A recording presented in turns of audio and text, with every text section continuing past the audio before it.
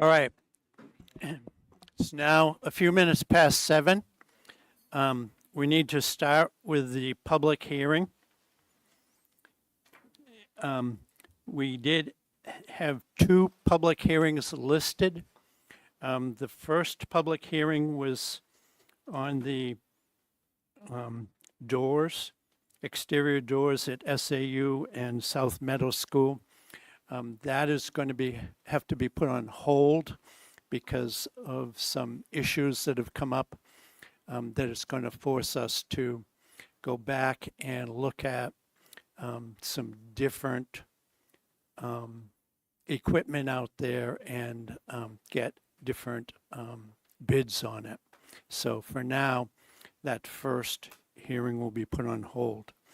So we will start with the public hearing, which is to expend funds from the Conval Athletic Co-Curricular Reserve Fund to purchase acoustic shells. During the budget process, Great Brook School and Conval High School both wrote a justification for acoustic shells. At the high school, the acoustic shells go behind chorus and band, so if they're performing in a large space like the gym, it will send the sound out. It also allows the students to hear better, which helps their performance and learning about different music skills. I'm not a band or a chorus person, but I enjoy both. We have very strong chorus and band at middle school and high school. So currently the shells at the high school were from the 1970s, and so they're about 15 years past their lifespan. And Great Brook does not have acoustic shells.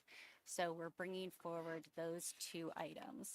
The cost for the high school, which involves purchasing 20 shells, is $47,365, and that includes shipping also.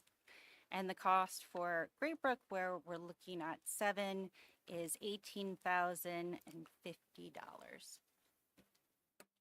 Okay. We have questions or comments about that?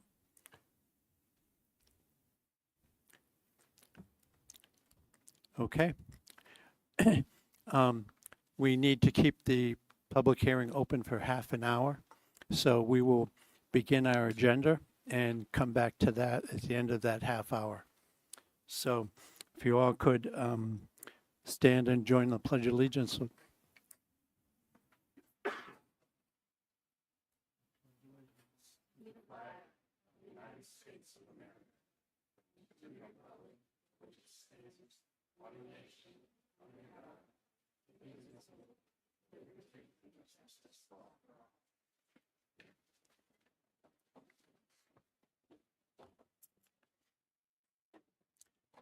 We did have several positive comments about utilizing the microphones at the last meeting. So we would again remind you to please do so at this meeting also.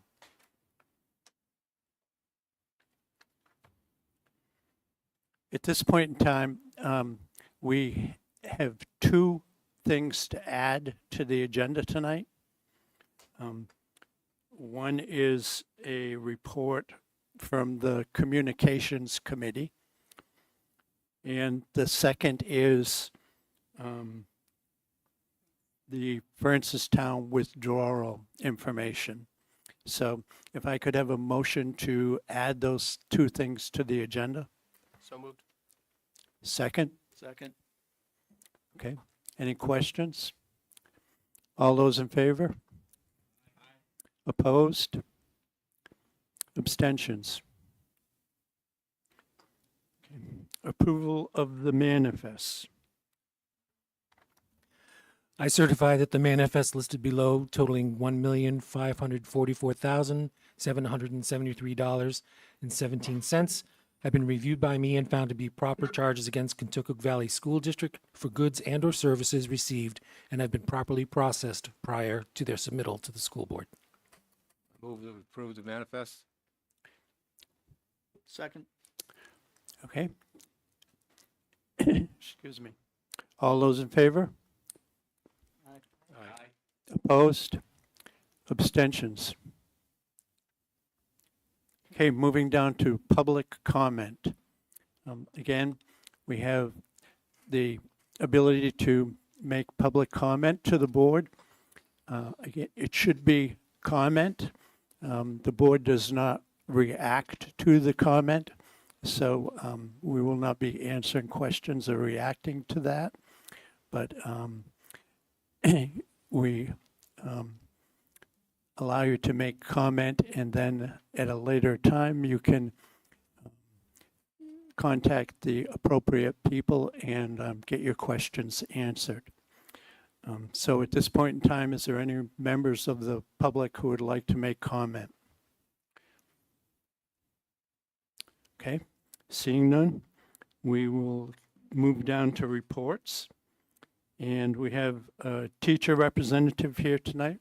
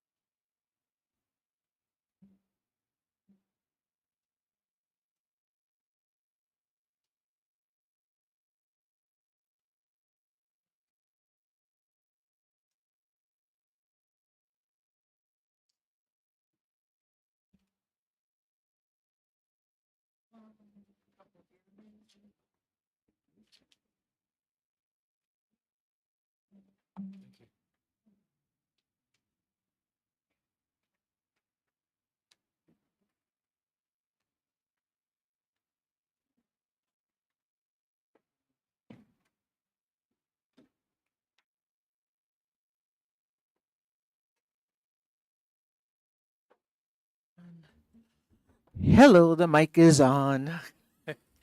I'm Tamora McElravy from Temple Elementary School. I'm a paraprofessional there, and we have a couple of children who would love to share with you some special stuff they've done at their school and that they're proud of.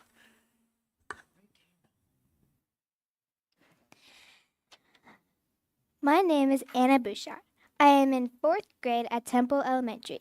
Recently, I made a birdhouse. I used my math skills to plan, design, and measure out my materials. As a bonus, I was able to use some really cool tools to successfully build my birdhouse. So you have some pictures there that shows her building her house and the plans that they use with Mr. Iwanowitz, with the 4th grade math teacher. And the whole class did a marvelous job. Hers is right there. A lot of the children already have theirs hung up, and birds are already in them. And so it was definitely a wonderful experience for them.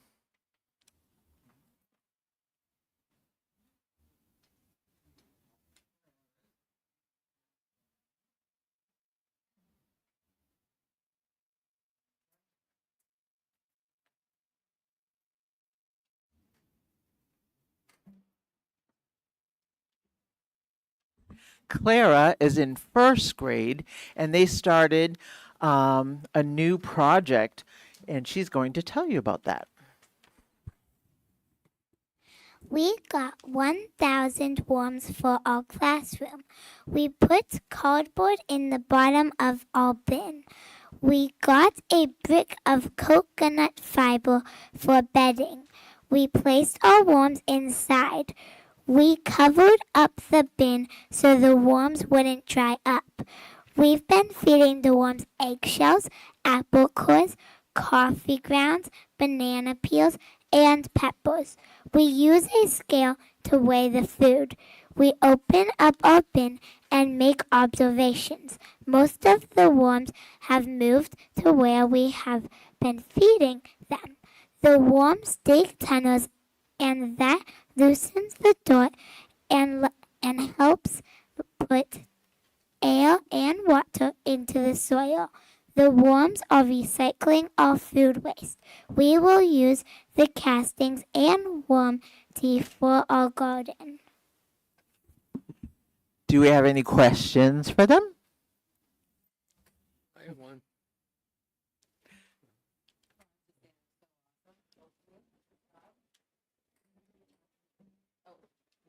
Did I hear you say? Oh, sorry. Super good job. It's awesome. Did I hear you say you put pepper in with the worms? You said you use pepper for the worms? Yes. Do worms sneeze? No. I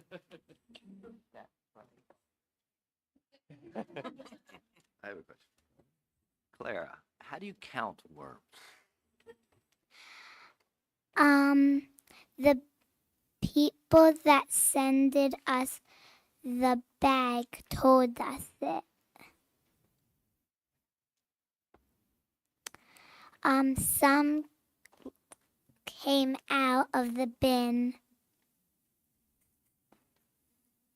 and they died. How many did you start with? 1,000. So there's a few that have passed away. They just sort of got out. So I think we're 903. Will you check tomorrow and let me know? Clara? Anna, what type of birds like your house? I haven't put mine up, but at school we have one. It's like, I don't know the name, but it's little and brown, I think. I don't really know what type they are, but it's definitely nesting in the birdhouse. I'm sure it's happy to have a house. Nice job. Thank you. I do have another. You'll see the first page is more of the worms and then underneath other things that we want to celebrate that happened at Temple. We did my word, and I'm the biggest complainer, and I did it. I'm so sorry. We did a project, the One Book, One School program. It encourages a shared reading experience that fosters community engagement among students, staff, parents. The library in Temple was part of it with Mrs. Bruns, our third, fourth grade teacher, and Beth Crooker, the Temple librarian, did this program together. And we selected one book that everyone reads, and we have discussions and activities throughout like 6 weeks. And they chose Mr. Popper's Penguins. It was written by Richard and Florence Atwater, and the illustrations were by Robert Lawson. And we had homeschool children come at our school on Fridays to participate in the activities that we did. We had some elderly people that came from the town to participate with some of the activities that we did, celebrating the book, making dioramas, playing break the ice, that old game. Then we also celebrated with, it was the Wilton Town Hall Theater aired the Mr. Popper's Penguins with free admission for anyone who wanted to go, and many students and staff and towns members all went and had a great time. So we thank Dennis M., I cannot pronounce his last name, of Wilton Town Hall Theater, and Elizabeth Crooker for making that happen. So that was wonderful. And then one of the questions at the end of our program, it was a nighttime program. We had, did you like the book better? Did you like the movie better? And actually the book won. We were so excited about that. And then ended the program with everyone going to the New England Aquarium in Boston, and of course, seeing the penguins, which was wonderful. So we cannot wait to figure out what book we're going to do next year. And it was just really great to get so many community involvement, just not our little school, but seeing all kinds of people from Temple. And then there's pictures of, let's see, you have the Wildlife Encounters Ecology and Wellness Center. This is a big hit with the children. They come every couple of years. Colby is the one that brings the animals that you see there. We had an alligator, a Burmese python, a tarantula, a parrot, an African bullfrog, and a coati, which is related to a raccoon. Did you know that a tarantula is a better source of protein than chicken? That was really a weird fact that he told all the children. And then when the parrot was having droppings on the floor in the multipurpose room, they all thought that was hysterical. And he had to say, hello, parrot droppings play a crucial role in planting new trees from the seeds they contain. And it was a great learning experience from all. And then the last pictures you see in that group is the Monadnock Falconry came to our school to showcase the birds of prey. Henry Walters, an amazing man. He was very, very nice and just really related to the children nicely, and provided us a unique opportunity to meet Pip, the kestrel, Pitch, the red-tailed hawk, and Mahood, the Harris hawk, resulting in a memorable afternoon.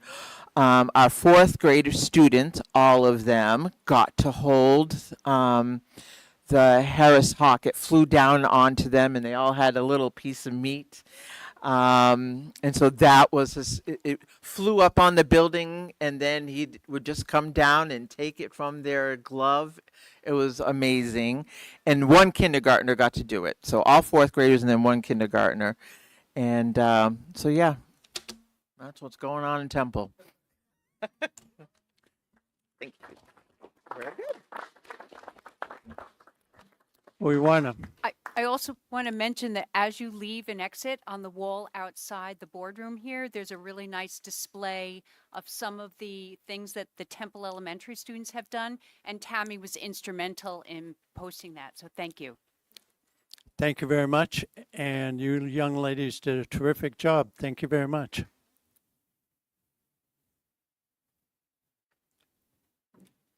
Okay, at this point in time, we will hear about the Communications Committee.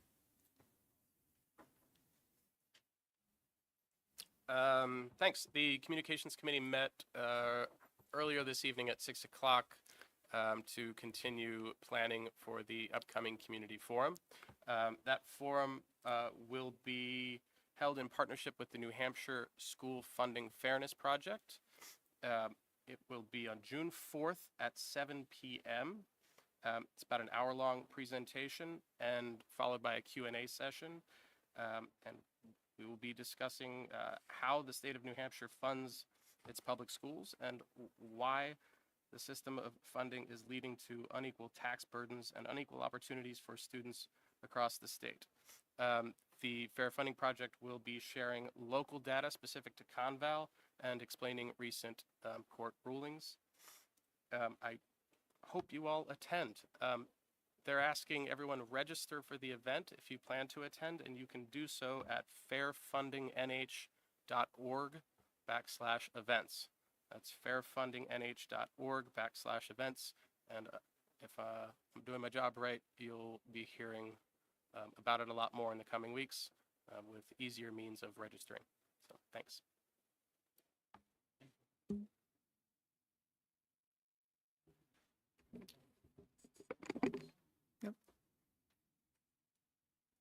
Sorry, Jim. Okay, Policy Committee met last Thursday. We will be bringing 3 policies forward for first read this evening, as well as a second read on a number of policies. We've made great progress, great strides this year in getting through the required policy updates to the point that we're actually thinking about going back through and finding old policies to look Wow. at. So, yeah, we're made great progress. And I won't go into what all those policies for first and second read are because they're on the agenda for later, and we'll do it then. All right. Thank you very much.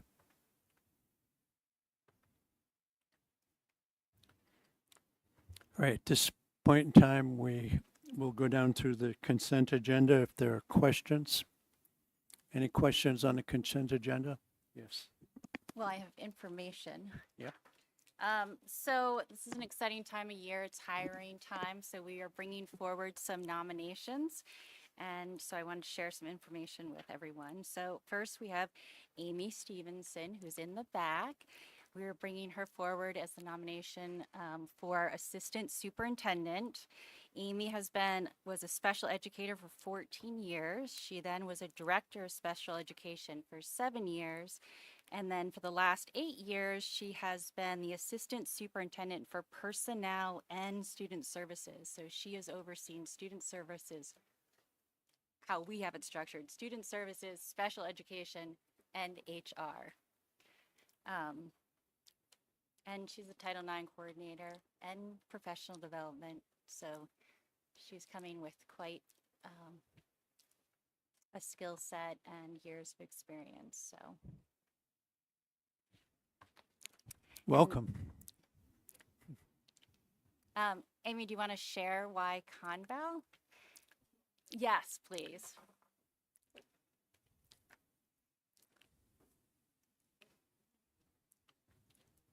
Is the light on? You have to press there you go. Thank you. Well, why Conval? So first of all, I just want to say that I'm super into birdhouses and gardening. So clearly I am in the right place. Not so much into spiders, but that's okay. So your school district, I have been researching your school district. I would say for the past month or so, I've watched board meetings. I've read all of your board minutes and the policy minutes as well. Nice job.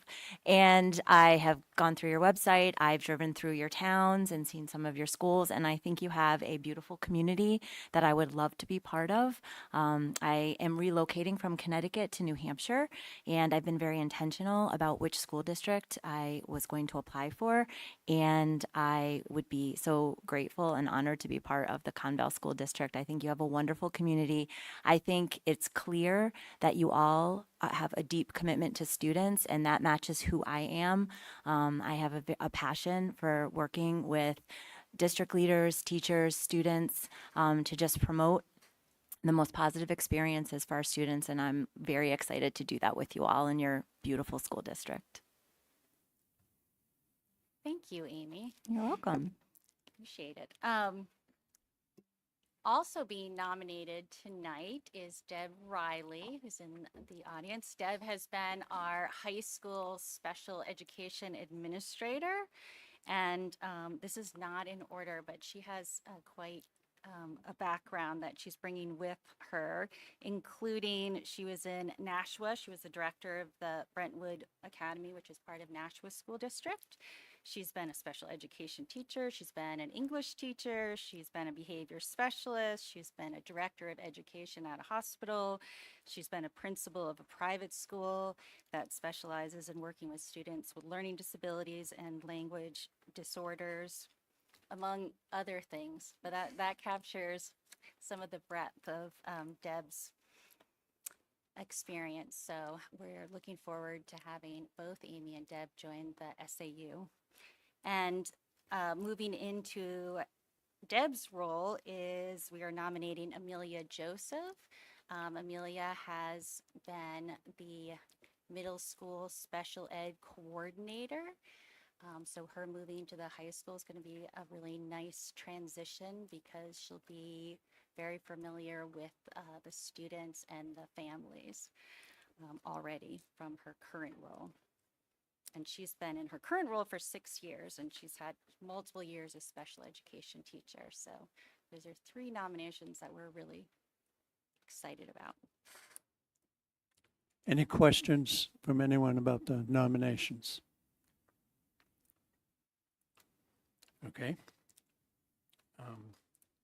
Do you wish to speak about the open positions? Oh, the board wanted a report of open positions. So currently we have 23 open positions. 10 of those positions are classroom teacher positions. 5 are SSP positions. 5 are paraprofessionals, and we have 2 admin assistant openings. And that's the complete list of openings currently. Any questions about those? Okay, it's been approximately 30 minutes, so we will go back to the public hearing. Any further questions or comments about the public hearing? Okay, so I'd like a motion to approve the purchase of the acoustic shells and the it's going to add up to $65,415 from the Athletic Co-Curricular Reserve Fund. I move that we approve the expenditure of funds from the Conval Athletics Co-Curricular Reserve Fund to purchase acoustic shells not to exceed $65,415. Okay. There are no further questions. All those in favor? Aye. Opposed? Abstentions? Okay, thank you.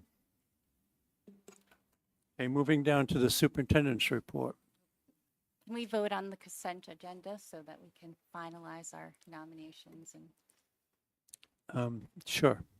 So I have a motion to approve the nominations and consent agenda.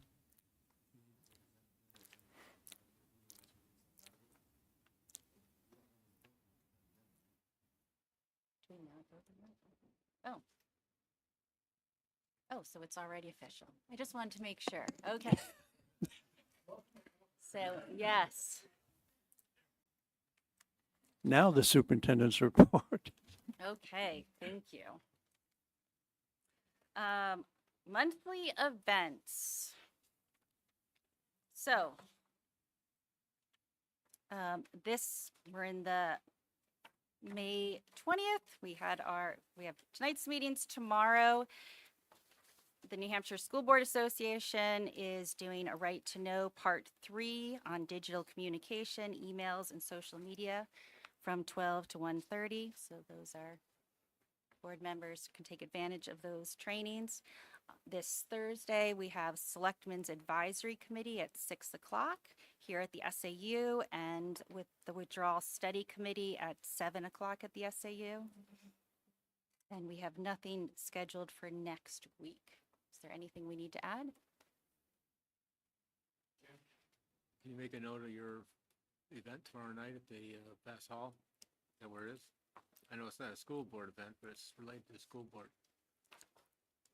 Are you speaking tomorrow night? Does everybody know about it?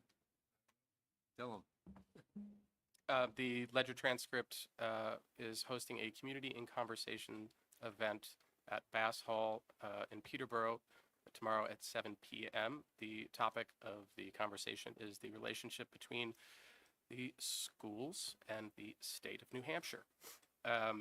It's an hour-long event.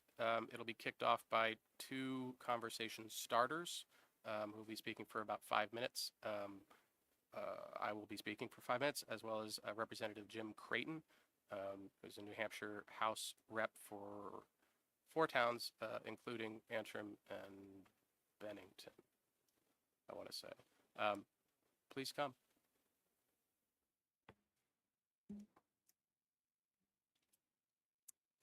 Month of June. During the first week of June, on Tuesday, June 3rd, we have Budget and Property Committee meeting at 5:30 at the SAU, followed by a school board meeting at 7 o'clock. On June 4th, we have the Community Forum with New Hampshire School Funding Fairness at Conval High School. Have we identified a 7 p.m., which is Curtis was sharing information about that earlier. Anything else for the first week in June? Okay, for the second week in June, on Tuesday, June 10th, the school board will have a goal-setting work session at 6 p.m. at the SAU. And that Saturday, we have high school graduation. Anything else for the second week of June? All right, for the third week of June, on June 17th, we have a school board meeting, and that is it for that week, unless somebody has something else. Could we pencil the communications meeting for the 17th at 6? Mm-hmm.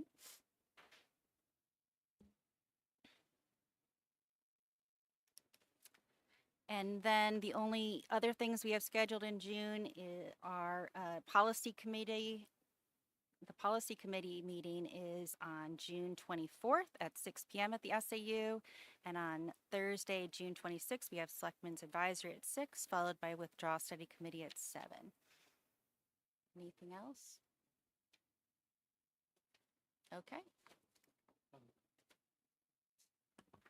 Just as information, usually we only have one school board meeting in July because the first school board meeting would follow in the 4th of July week, and usually people go away during that week. So in July, we will not be having a school board meeting that first week of July.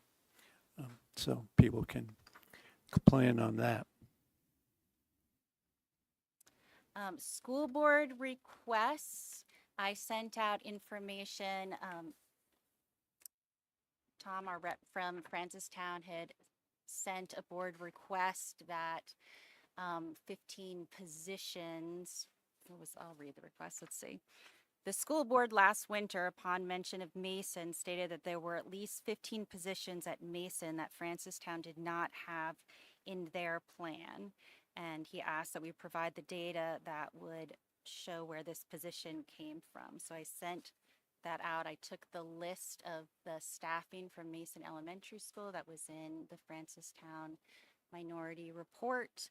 And then I went through the detailed budget, which is what was used to calculate costs and identify positions, and I compared those two lists. So that did go out.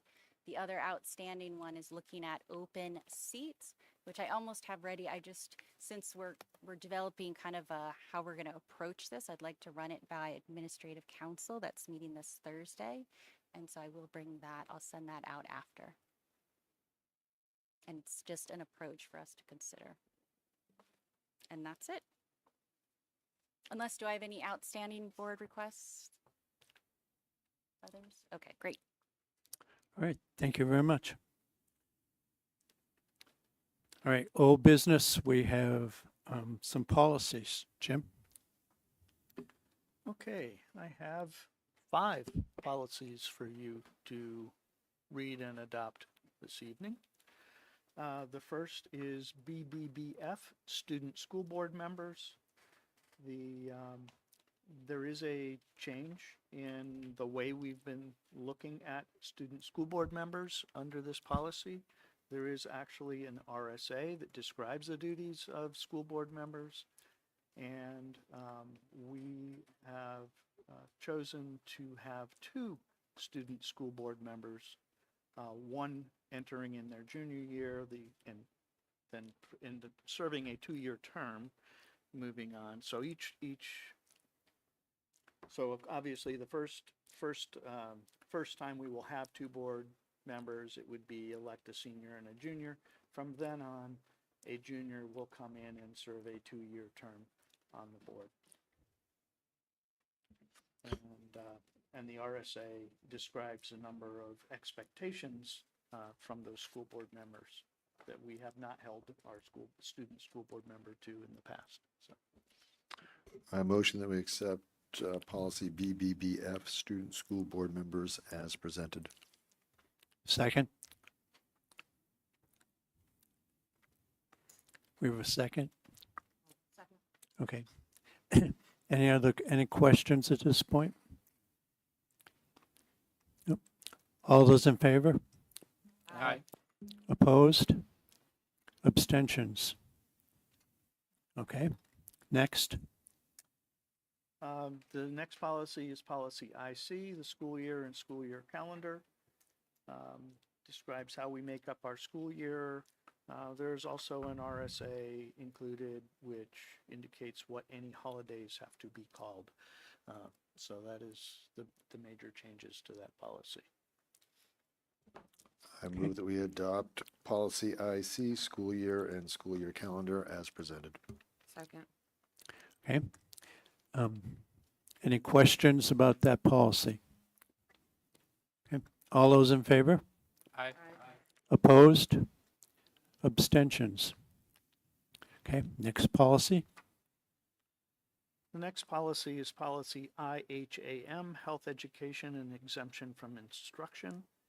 And this policy is required in order to provide parents and guardians or those students over 18 with opt-out potential for a laundry list of topics, mostly involving sexual education, sexual orientation, gender identity, or gender expression. I move that we adopt policy IHAM, health education exemption from instruction as presented. Second.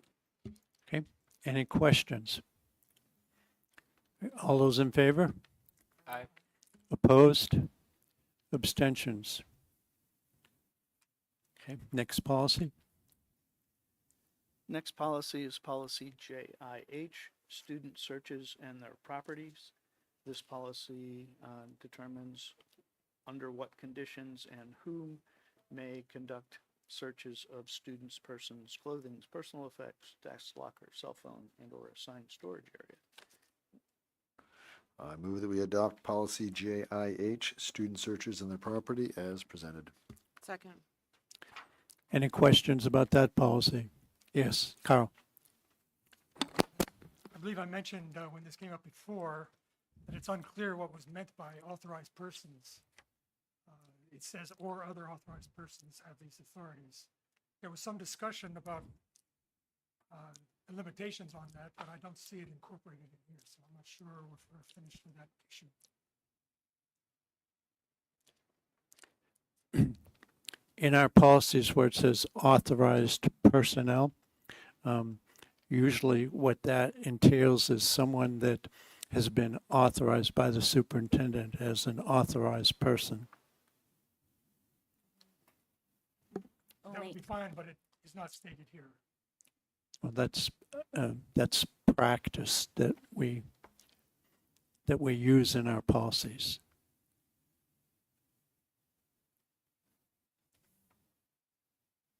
Do you have comment on that? Well, we could either vote on it as is, or we could amend to add that. I suggest it's very easy to clarify this for anybody who looks only at this and doesn't know the history of the school. And all you have to do is say it's authorized by the superintendent. Just add that phrase in there on the first occasion that the word authorized personnel comes up, and it's taken care of. Okay. People that made the motion to accept the policy, do you wish to change and amend that? I would love to.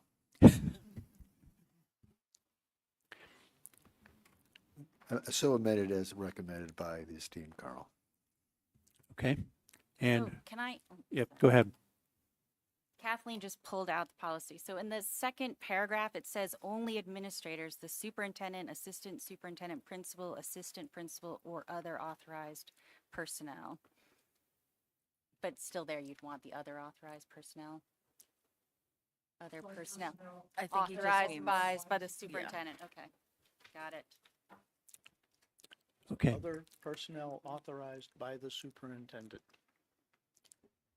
So with that change, can we have a motion to adopt the policy with that change? Okay. So move. Second. Any questions now? All right, all those in favor? Aye. Opposed? Abstentions? All right, and the last one. Okay, and the last policy is one that through very unfortunate circumstances, we realized we kind of need, which is a memorialization policy for deceased members of the school district community. And the purpose of this policy is to clarify what is appropriate and inappropriate types of memorialization for students that pass, and to provide guidance on how to remember members of the community. I move that we adopt the memorialization policy for deceased members of the school district community as presented. Second. Okay, any questions on that policy? All those in favor? Opposed? Abstentions? And that is it until I'm back in first reads. Okay. All right, down to new business. We're going to shift the order here and have the preschool presentation first. So.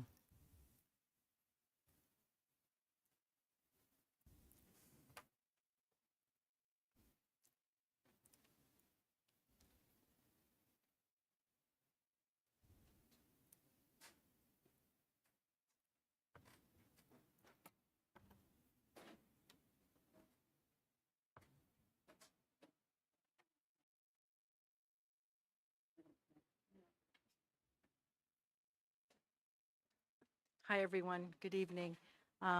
We have a group of high school students here who have done an amazing job on a video for us to get our presentation started. I'd like to introduce Lance Levesque, the teacher. If you could give just kind of a little blurb about what your students did, and maybe if they have anything to add about the experience, that would be great. Fantastic. So we were approached with the task of creating a promotional video for the pre-K by Cheryl Jesse, Carrie Coates, and Sean Hilliard, and a couple others. I'd like to first start off by thanking the Conval High School administration for making this possible. Thank you to the principal, Heather McKillop, and also the CTE director, Jennifer Kiley. The ELO coordinator, Zach Jones, for helping facilitate this to make this a work-based learning experience for my teaching assistants, because they were allowed to leave school, go off to these schools, create this beautiful promotional video. I'd also like to thank Mrs. Sarah Grossi for the use of her classroom for an interview space, and all of the principals at the elementary schools and all of the teachers that were so welcoming and welcomed us with open hearts. I would like to lastly thank the teaching assistants themselves. Ethan Holdridge, who is currently a senior, walking very soon. Joe Hodgson, maybe some of you remember him. We presented his award-winning photography a couple months ago to the school board. Joe will be back again, hopefully with me next year. And lastly, the director of this project, Allison Bolton. Did you guys want to say anything, or did we want to field questions? Might be easier for them. We can show it. How's that? Let's do that. And lastly, one last thing that I did want to make clear. Do we have our volume up on that, by the way? I'm usually, okay. I just want to make clear that this was a student-run project. So I was essentially a producer. This was all done by them. So this was all shot by them, theorized by them, edited by them. So this is a complete work-based learning project in which they used this as a client-based working project. Thank you.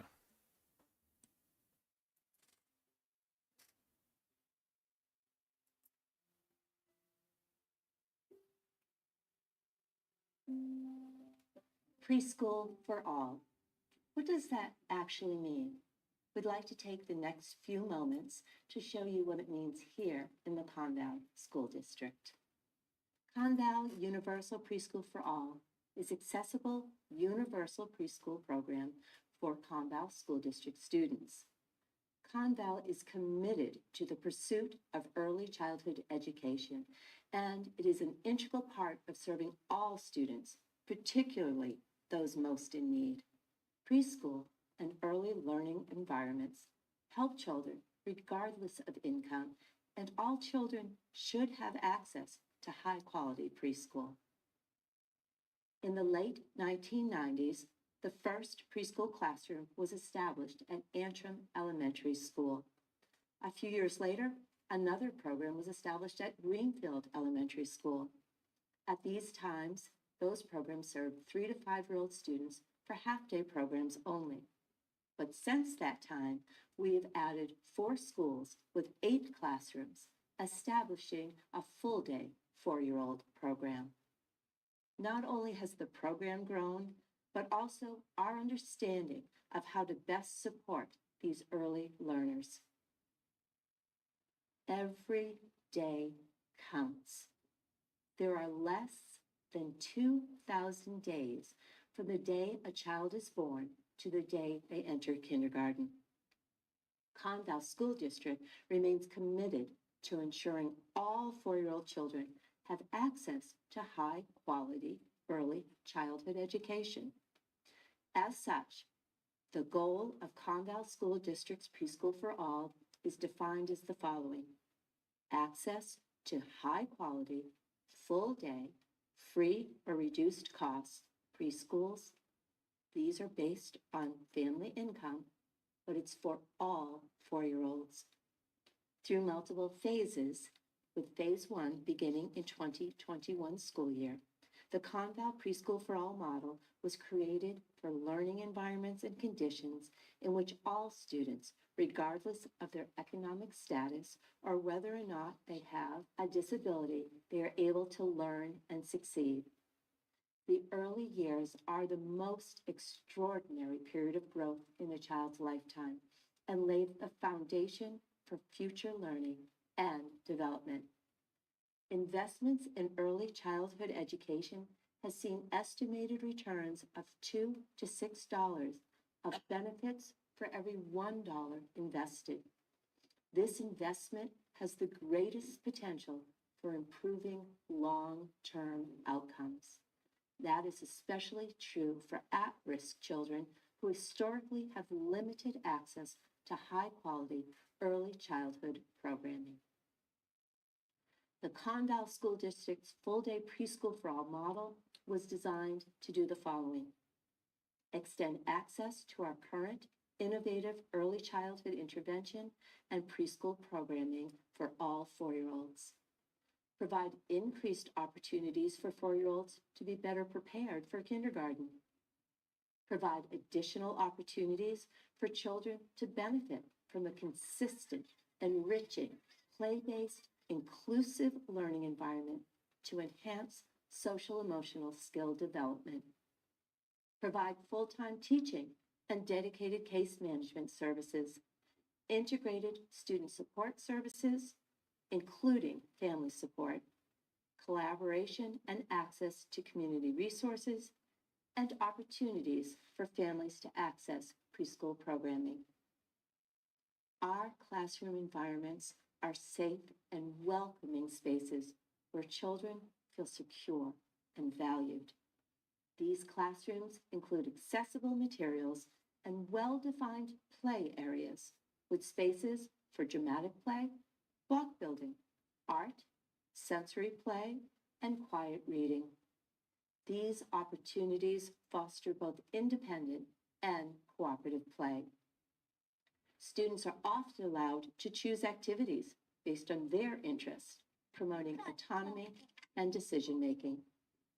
The staff, they foster strong, trusting relationships with each child by engaging in conversation, offering praise, and using positive reinforcement. These teachers and service providers Also model appropriate behaviors like sharing, waiting turns, and using polite language, which children can mimic during play. These clear, consistent expectations for behavior, like using kind words and taking turns, these all help children understand what is expected and help prepare them for the next year's educational demands. Indoors and out, all instruction in our preschool program is grounded in play-based learning. Students have the opportunity to engage in open-ended play that encourages curiosity, problem solving, and creativity. Planned activities promote skills across the social, emotional, cognitive, and physical domains. As an example, playing at a rice or water table can support the understanding of math concepts like counting, greater than or less than, and even shapes. During play, educators often ask open-ended questions to guide problem solving and expand on students' own ideas. These inclusive practices are fully supported by our amazing team of interventionists. Materials and activities are adapted to support children with various developmental needs, ensuring all children can participate in meaningful play and grow as learners. All these amazing learning opportunities you have just seen a bit of lead to positive outcomes for our students. We will be handing out a packet that shows some of these growth indicators. I think I hear the students heading out to the playground, so I'll say goodbye for now. I hope these few moments in our classrooms have shown you the amazing things that our students are accomplishing because of Conval's Preschool for All.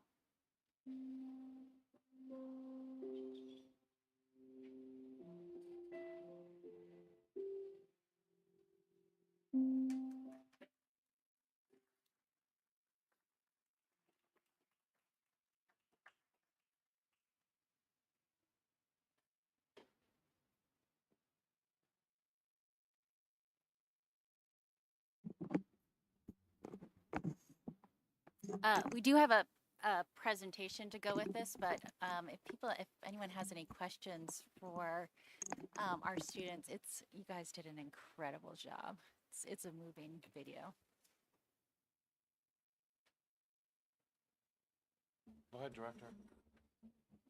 So you started with a task, and then you had to come up with a concept and then marry the video with the audio. So I just was wondering how that played out. Like, were there various starts and stops, or did you have a clear idea of what you wanted to do right from the start? So yes, we didn't have any really we didn't really contribute to the script. That was all them, and then we were given the script and we kind of based the video off that script, and we didn't really have any ideas before that script, and that kind of gave us all the inspiration for that video.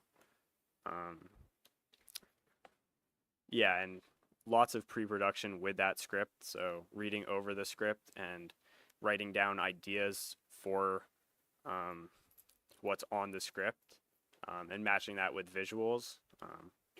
That was definitely a time-consuming part of it, just to try to make it work together. If that answered your question. Did you guys get mobbed while you're in the preschools? Like while you're trying to film? Yeah, it was pretty challenging filming with a bunch of preschoolers. And it was kind of either way. Some preschoolers were very interested and some just did not care. But there's definitely a mix. Definitely a new generation, because the children looked at us in shock, but then all of a sudden they didn't even know we were there anymore. You know. Curtis? I'll just share my humble opinion. Having seen a few videos showing our school that were put together by our former PR company, you guys are a step or two above them. really amazing camera work, editing, just great intuition, and did a beautiful job representing the school. Thank you very much. Other questions or comments? All right. Thank you very much. That was awesome. Thank you, everybody. I'm so proud to be a part of this community. Thank you.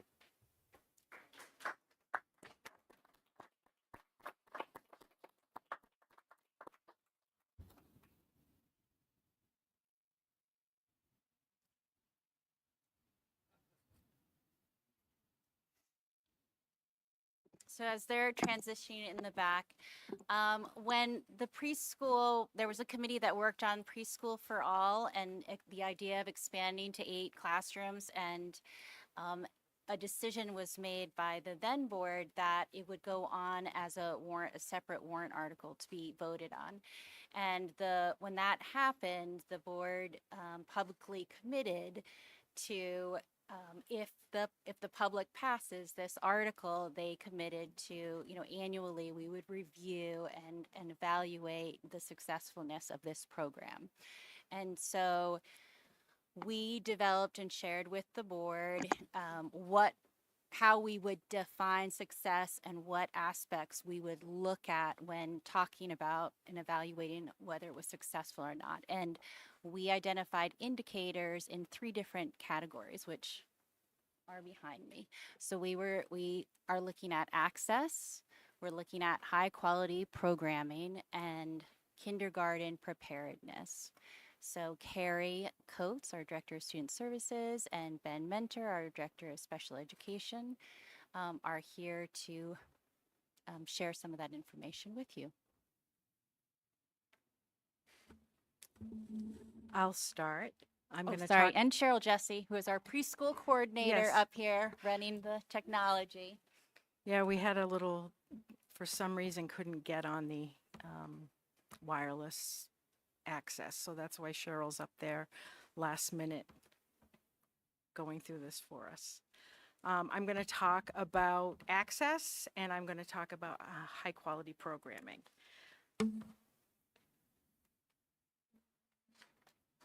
Indicators of the access, you can go. It's going to be a little bumpy because I just have to tell Cheryl to go ahead. Yeah, next one. Yeah. So when we originally did the expansion of preschool, one of our biggest focus was getting students that have socioeconomic disadvantages into preschool early. As you can see from this slide, the free and reduced lunch numbers have increased both from pre to 12, but a significant number of 34% specifically for preschool. What that tells us is that we're reaching the population that we are trying to reach.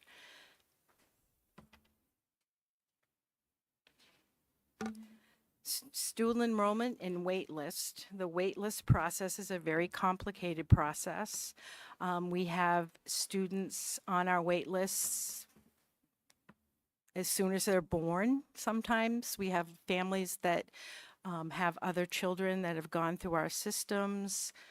They sign their children up very young in age. The way that we decide or how we manage the wait list is we have families sign up and request their preferred program. So we have the 8 programs. So say somebody wants to have their child at PES, we would put them on the PES wait list, and then once we do the rollover for the following school year, we would start plotting those spots as the dates when they signed up. So it's a pretty complicated process. But as you can see, we are meeting our total of, we try to have a maximum of 15 per day students in our programs. 15 total in each one of the programs. Here you'll see how many students are actually in the programs currently, how many students we have on the wait list for that particular school. One thing that I think is important to note is in 2021, we had, this was prior to the expansion, prior to having our 8 classrooms, we had 57 students enrolled in preschool. In 23-24, we had 100 students enrolled in preschool. And as you can see for this year, we have 109 students enrolled in preschool. So we are year after year increasing our totals, which is another really good sign.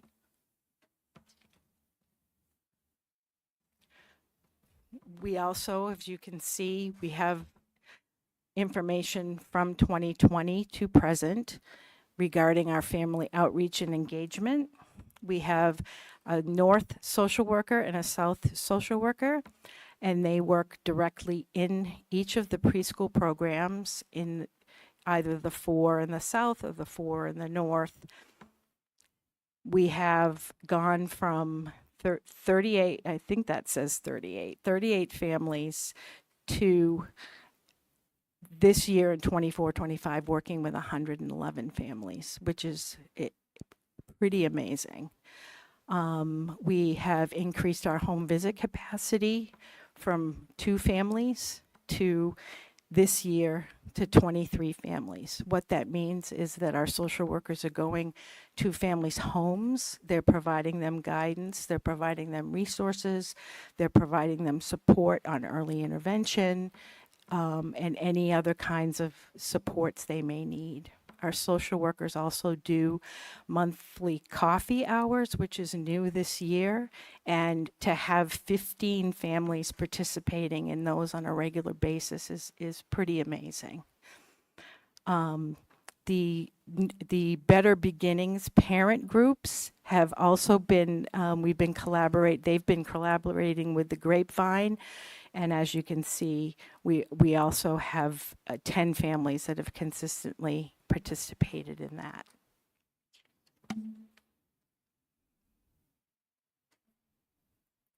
One of our preschool social workers is in our audience tonight. Angela Ramsden is waving, just doing great work. Thank you for pointing out who's behind. So one of the other pieces of access is that we are looking at barriers and constantly trying to solve individual situations around transportation, around a limited spaces in a hometown, and particular, but the before and after school programming is a barrier for families.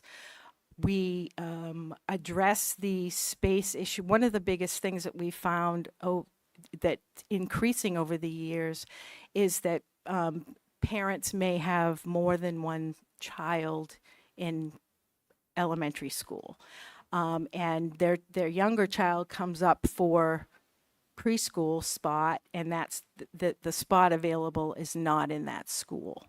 That spot available could be in one of the other schools. We really work with the families to try to figure out how to make that work.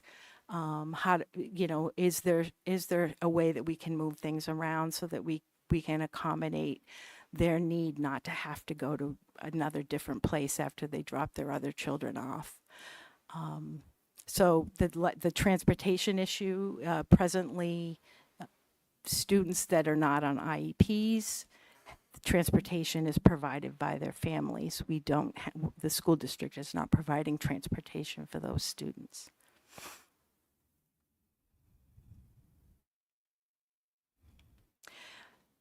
The indicators of high quality programming. We have here teacher qualifications. And as you can see by this chart, we are fortunate that the teachers that are providing the services in our preschool programs have, at least half of the teachers have more than 11 years experience. We have 3 people with more than 20 years experience, which is very beneficial for our students to have educators that have that level of experience. Then we have our bachelor's level and master's level teachers. So it's important for the programming that our teachers are qualified. It's important for the learning that the children do every day. They're learning new things minute by minute, and it's to have our best qualified people working with them is really important. Class size student ratio, like I said before, our class size we try to cap at 15. You'll see all kinds of different numbers. These numbers fluctuate depending on how many three-year-olds we have. 3-year-olds go 3 days a week, where the 4-year-olds go 4.5 days a week. So depending on the day that's decided between the school and the parent will depend on the number that you see. Our teacher-student ratio is a really good teacher-student ratio. It's 1 to 14 children, but 14 preschoolers for one adult is a lot. And then the average staff to student ratio is 1 in 5.5, which is a really good ratio. That includes our related service providers that are fully immersed in the program. They provide consistent enrichment to all students, not just special ed students.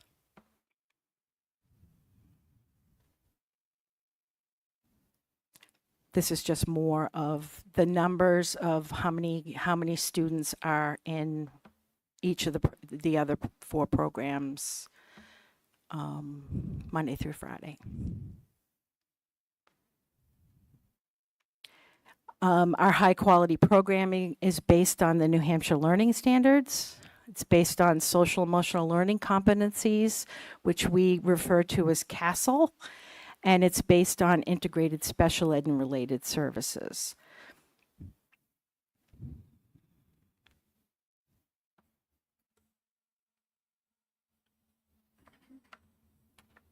So one of the areas we were reporting out on is also looking towards effective transition towards kindergarten. The dial for assessment is provided as part of our kindergarten screening for all students during the spring. So there's been about 100 students that went through the assessment. Around 43 students were not First Friends students, and 57 or so assessed by this measure were students that have been part of our First Friends program. So the dial assessment is a screening. It's not an in-depth assessment, but it's a screening that looks at motor, concepts, language, as well as self-help and social emotional developmental skills. So it gives standard scores during the assessment. So a standard score of 100 would be the 50th percentile. And this test has a standard deviation to it. So the typical range for students would be somewhere around the 16th to the 84th percentile. So I just wanted to keep that in mind when we're seeing the percentiles. So throughout the rest of the data, I'm using percentile data rather than the standard scores. So percentiles are scores out of 100. So if you're at the 50th percentile, you're scoring at or above 50% of those your age. And so these are much of the data in here is averages. So one of the I have multiple ways to look at this data. So if you, I can't see that far. I thought this computer would be here. Okay. Is First Friends students with IEPs were on average at the 43rd percentile.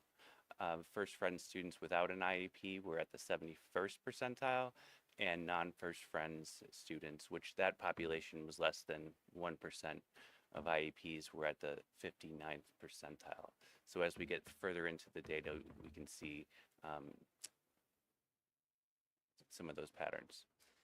So the dial assessment's broken down into generally 3 areas that comprise like the total score. So motor, concepts, and language percentile. So if you look at our comparisons to where students were when they were assessed in the group that went to kindergarten last year, compared to the current group of students that are going to kindergarten, you can see, strengths across the board in both students with IEPs and when we look at all students from the First Friends program. During our last presentation several years ago, we saw lots of growth with the motor area. So that is a strong area, but it's exciting to see the growth with concepts and language for students that will be kindergartners next year in Conval. And we also see those strengths when we look at students with all First Friends students. So this year, about 48% of our students were in the program are students who have IEPs. So this is another way to look at the overall total dial results for students on the left there with IEPs. So last year, 28%, they were at the 28th percentile on average. The results this year show that they're at the 43rd percentile with students on IEPs. And then on the right is the breakdown with students with IEPs. So you can see some of those strengths this year, especially with language and concepts. That have had substantial increases when compared to last year's group. This breaks down across 4 different groups. So on the left, there is non-First Friends students. And if you look, if those 2 groups to the left, so non-First Friends students and then all First Friends students. So we see some kind of similarities there in those 2 groups. But we need to remember that 48% of the students in Conval have IEPs as part of that group. When we look at First Friends students without an IEP, you can see strengths there, and you can see our First Friends students with IEPs in the area of concepts, for example, exceeds that of non-First Friends total students. So that's pretty exciting. And this just kind of lays out all the different scores all together. So the 2 additional scores, the parent self-help percentile and social emotional percentile, shows some strengths with students going into kindergarten on average with their self-help skills and social emotional skills as they're leaving preschool. So a new assessment that has been adopted by the state this last year is called the Developmental Results Diagnostic Profile. And so this is really like a teacher driven assessment that the state requires this for special education outcomes. But when we started with this year, we said we were going to assess all of our students in preschool using this tool, not just special education, and that we were going to do it in the fall, winter, and spring 3 times a year. So this is not an age-based assessment, but it goes across a scale of skills from like early infancy all the way up to the transition of kindergarten. And so what teachers are doing is they're assessing through observable behaviors students in many different domains at different points during the year, and they're getting that data and able to look at that data, look class-wide where different students have strengths, group students, and look at development along this profile. So this is administered. So the other assessment was just administered to the 4-year-olds going to kindergarten. This group of students is both 3-year-olds in kindergarten as well as 4-year-olds that are assessed on this scale. So skills are getting more complex as we're working toward that integrating stage towards kindergarten. So we're going to have a profile of kids because we have 3- and 4-year-olds in this area. So this is one of the domains, approaches to learning and self-regulation, which looks at staying engaged, safety, being curious, managing and self-regulating your emotions. So when we look at these results scales, the blue is the fall and the red is the winter. So we don't have the data yet for spring. So I've used those moving average lines, the blue and the red, which kind of gives a representation of that movement. So if you look at the blue curve in the winter, that's more of kind of like a normative distribution where like most are in the middle, and some are lower and some are higher. But what we want to look at is that pattern of a skew, which we're starting to see in the red, where more students are moving to more complex skills as they're developing through preschool. So as we look at some of the other charts, you can see how that growth is happening across these different domains.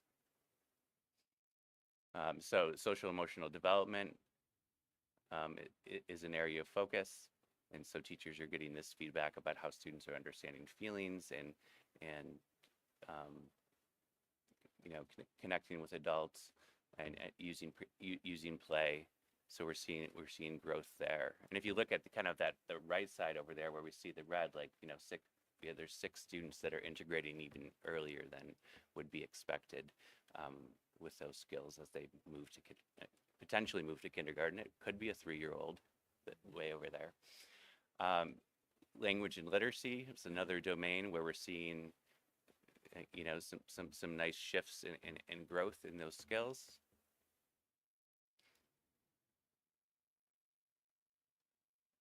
Another area is cognition, math, and science. This is a really nice example because if you look in the fall data, it's really kind of that normal curve, and then you can really see how that's shifting for students in their development.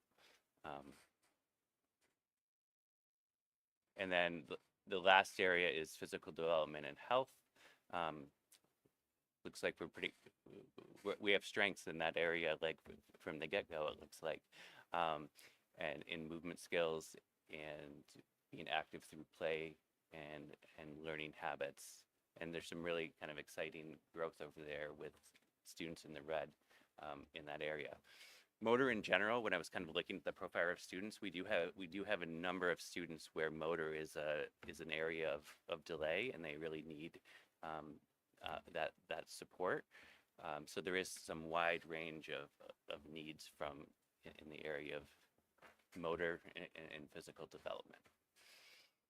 And so all of these domains have many subdomains that teachers are looking at, and I think one area with that scale is it aligns closely with the New Hampshire standards, and it's something that the teacher groups can work to continue to learn how to use that data better and work together. So in summary, we believe that we are accessing and supporting students in our preschool programs through all the outreach we are providing.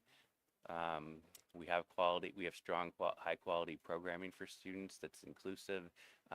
Having our related services staff embedded in the classroom for all students, both equipping teachers in all these different areas, is extremely supportive, and there's a lot of attention paid to these different important developmental areas, which are not only important for kindergarten, but are important for the long-term outcomes we want to see for students in the future. And this data, and I think the teachers' observations from what they're seeing for students is showing a lot of students that are ready for kindergarten and making some tremendous growth. So can you go back to like just the first slide, Amy, because we didn't just get the cover slide, or not Amy. Well, Amy's on the cover slide, but are you able to do that?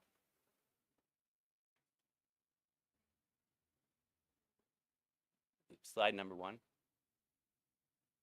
Yeah. Yeah. So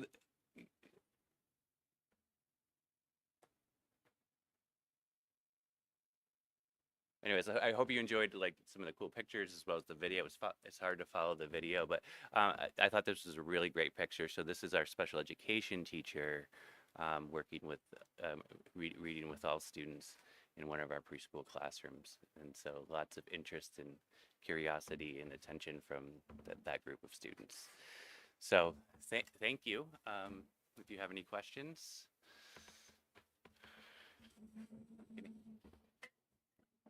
Thank you very much. Great presentation. I just had a couple questions. First, just breakdown of numbers, averaging 15. I just noticed that AES has, on one slide, had 31, HES has 22, and there's a wait list at HES of 11.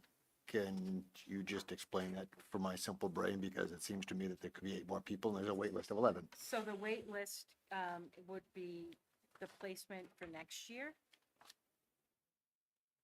And then, fantastic, you guys have partnered with the Grapevine. I think it's wonderful. Have you reached out to the River Center to see if they do a comparable program? River Center, the South social work, both social workers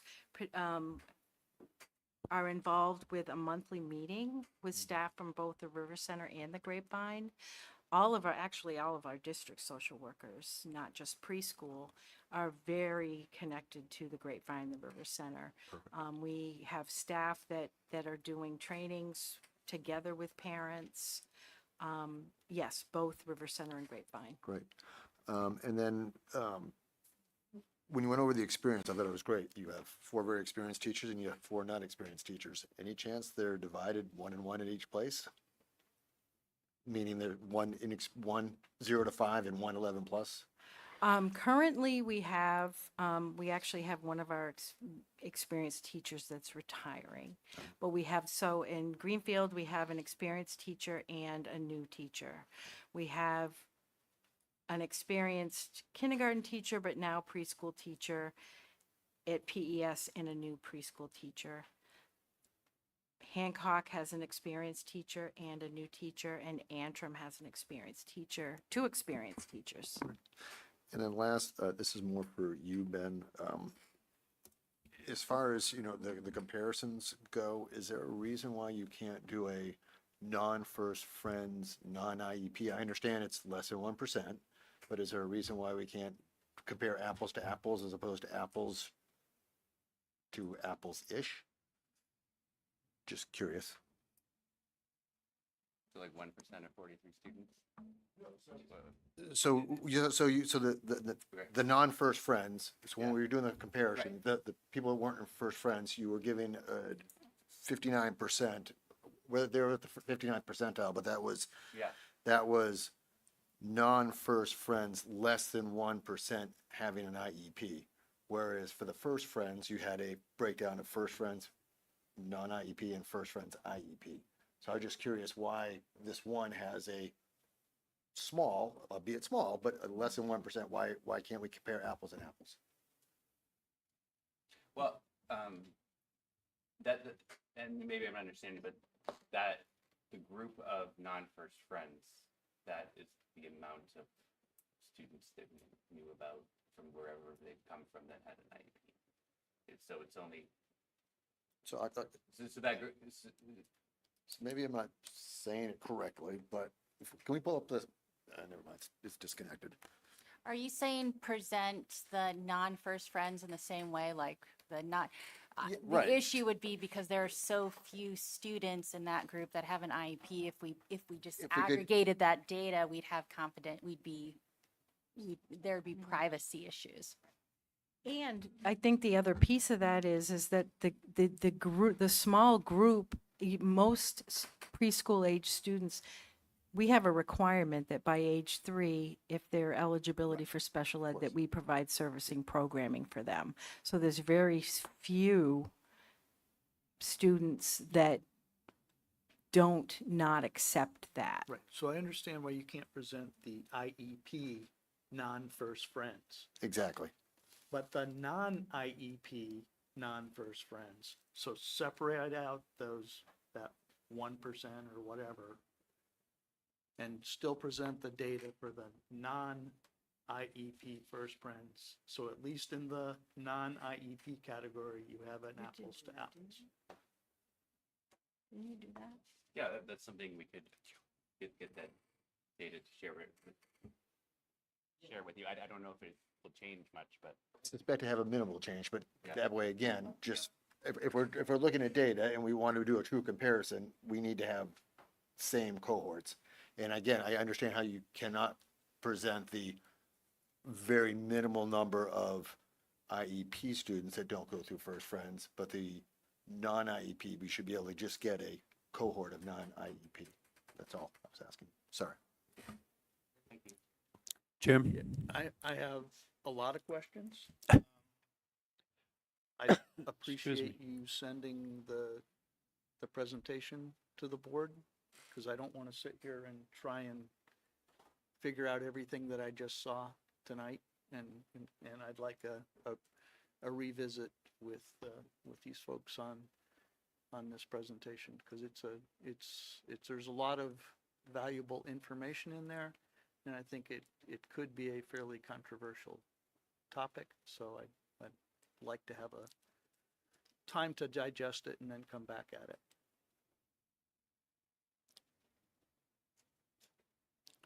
Okay. Any other questions or comments? Curtis? Thanks.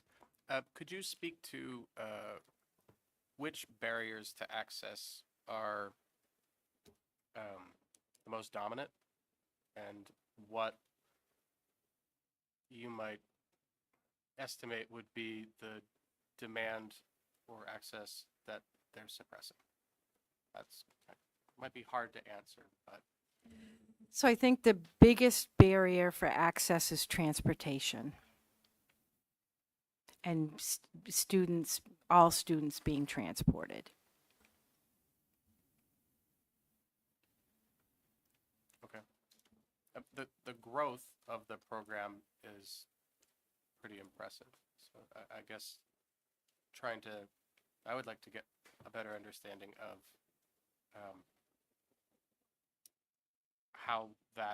how you anticipate that growth continuing. Mhm. Obviously, the availability of classrooms and teachers and programming is a piece of that, but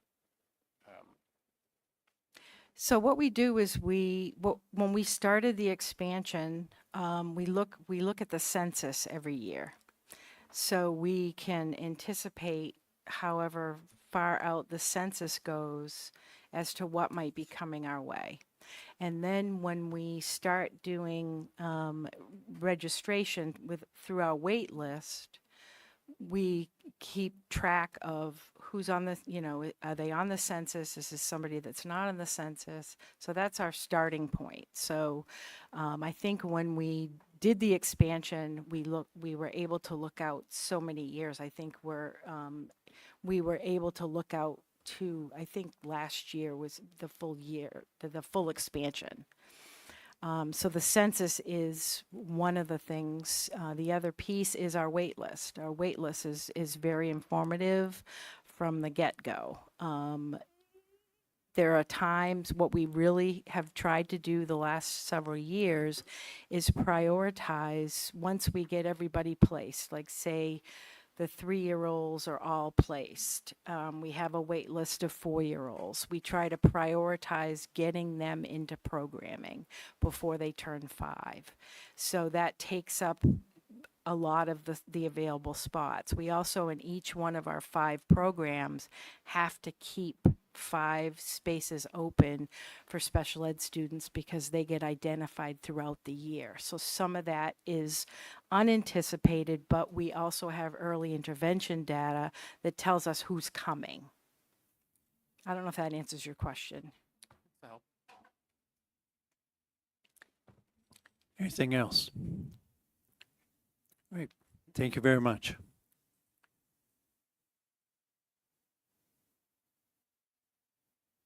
Next on the agenda, we have grade 8 Algebra 1, and we've got some people in the audience from middle school that are going to come up in case you have any questions, and the high school.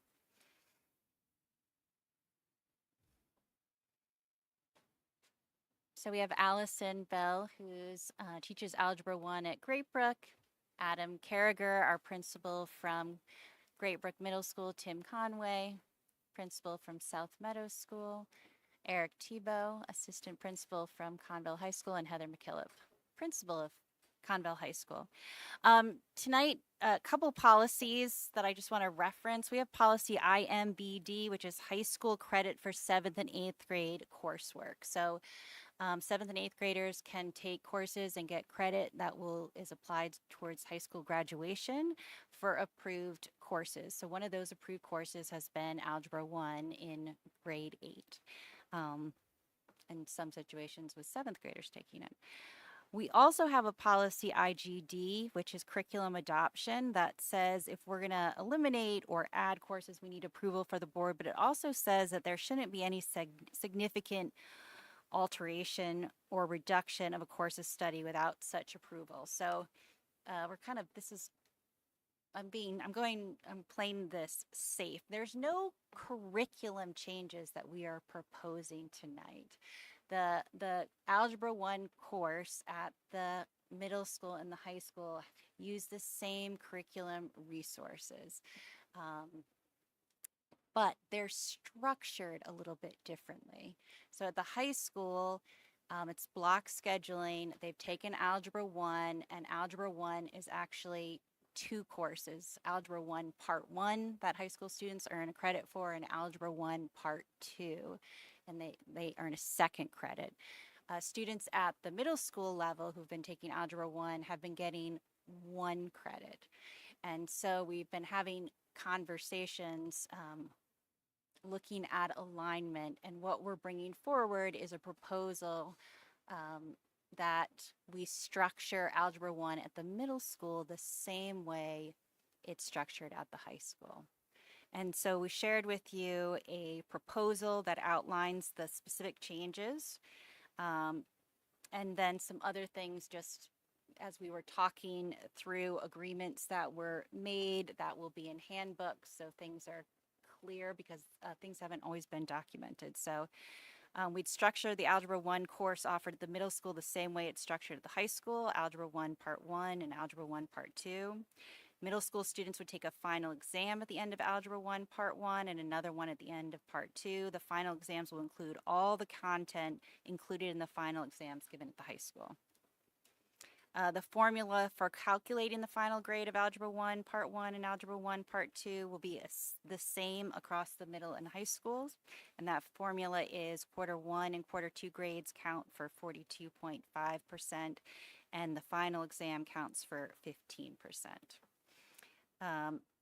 Middle school students can earn 1 high school credit for completing Algebra 1 Part 1 with a grade of B or better. This is a little bit, this is where this is different from the high school. This is a decision we want to make for middle school. Middle schoolers can earn another high school credit for completing Algebra 1 Part 2 with a grade of B or better. If they get a B or better, then this credit will be on their transcript, and it will be incorporated into their grade point average. Middle school students who earn less than a B, we're recommending that they not get high school credit. Looking at a historical review for middle school students who get less than a B for Algebra 1, we have found it is better for them to retake it and solidify those foundational skills. It will make them more successful as they progress on to harder math courses. So we're not looking at this as a punishment. We're looking at this as a gift to the student, that won't be put on the transcript. It won't be part of their GPA. It will be a grade 8 math experience that will then prepare them to take it again in high school and be more successful. So, so the real change that we're asking you to approve is just restructuring middle school so that it would end up being a 2-credit math experience if they successfully completed Part 1 and Part 2. Questions, and if there are questions. Jim? Yeah. I think I commend what you're trying to do. Making it a 2-credit experience, providing essentially the same course to the middle school as the high school. That's great. I guess I don't understand the B or better part, right? And I know that it kind of makes sense to me in that the folks that are taking Algebra 1 and now in middle school are your better students more than likely, and you want them to have that solid foundation to move on to the higher math. And from that perspective, it 100% makes sense to me. Where it doesn't make sense to me is it might be a kid that's good at math, wants to get out of high school as quick as possible with as minimum set of credits as possible and get on out in the workplace and start making money. So if we're teaching the same course content with the same kind of grading criteria to middle schoolers and high schoolers, and a high schooler can use this as a prerequisite to go on to geometry and trigonometry with a D, why are we requiring the B of the middle schooler? That's kind of my dilemma on this. So I went through the last 2 years of students who had gotten less than a B in 8th grade, and it was very clear they struggled when they got Algebra 2, especially Algebra 3, where we're talking kids are getting Fs. It's not that they're getting the D and moving on. They're not passing. So looking at that data, I also looked at the ones who were successful, and the B was the cutoff. Now, I'm not saying there isn't one or two that got a C+ in 8th grade who did fine, but the majority, the statistical analysis, it was very clear B is what we needed. They did not have that strong foundation to be successful at the high school level.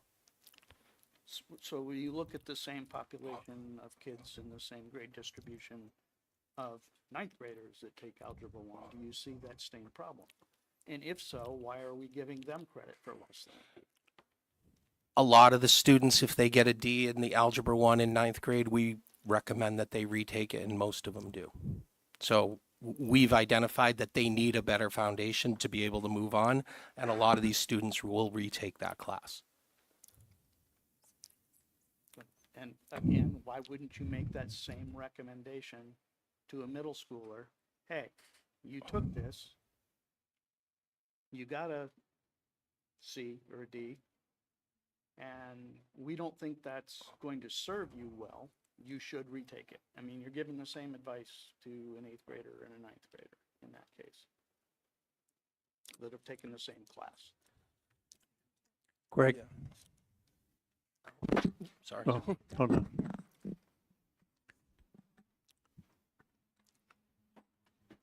I'm not sure I'm going to say anything different than what Eric's saying, except that the students that are identified as being prepared to take Algebra 1 at the 8th grade level are your students who are achieving at a higher level already.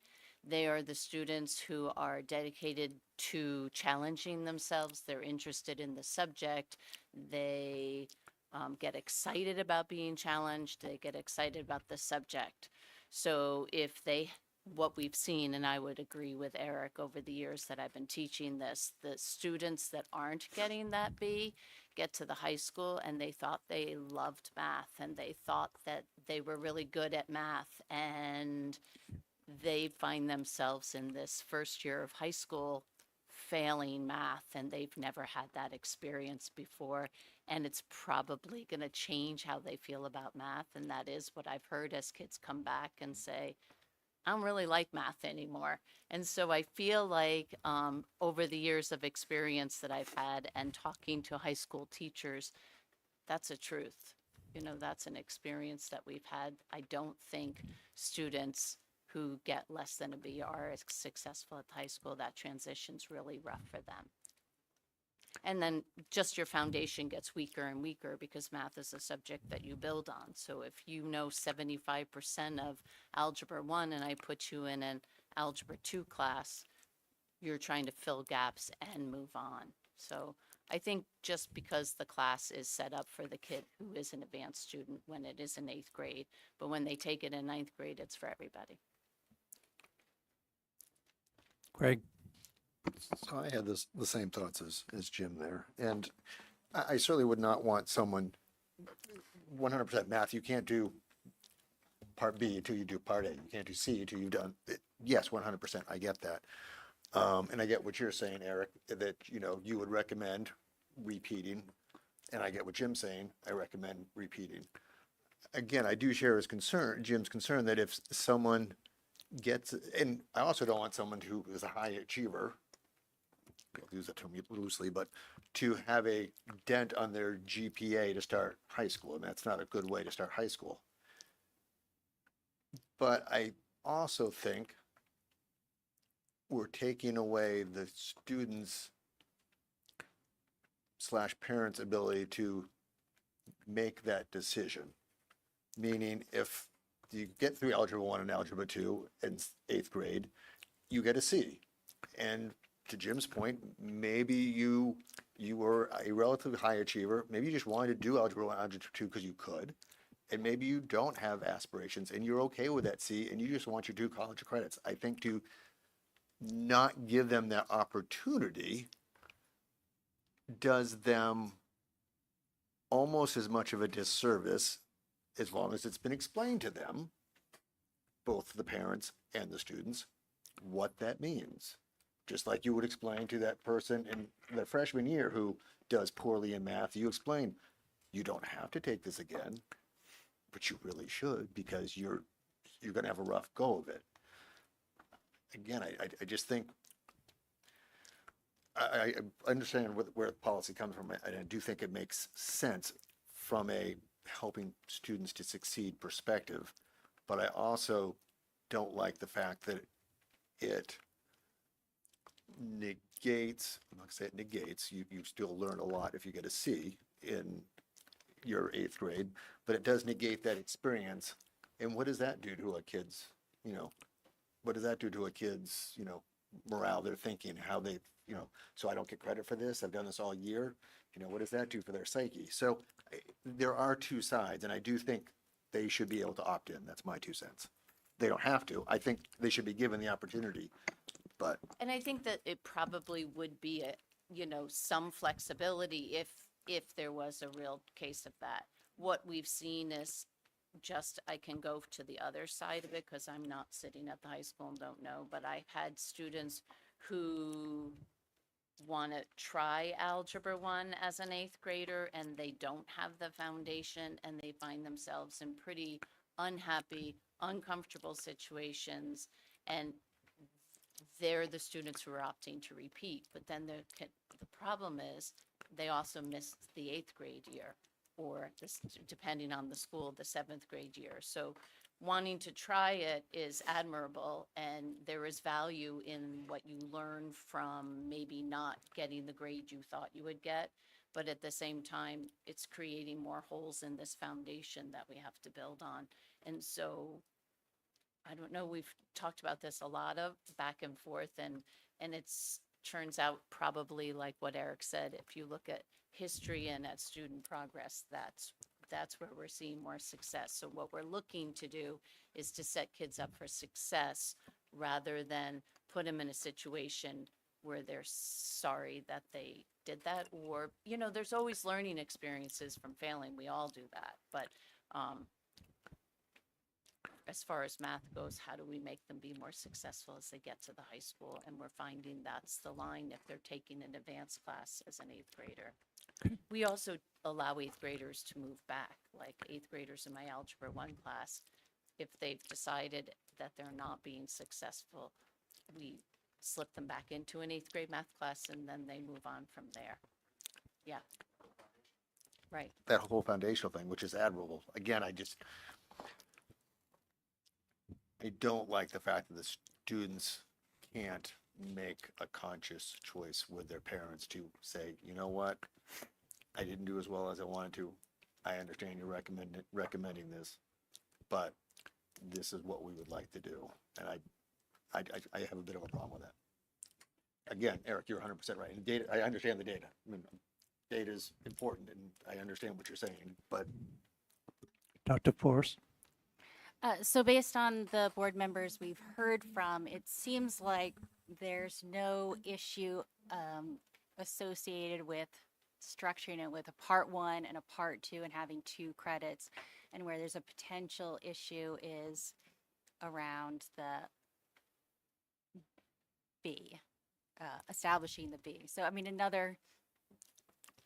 Cap, I just have a question. In restructuring from part 1 to part 2, did you look at the amount of time that was allocated to the kids in middle school taking algebra versus the kids in the high school taking algebra?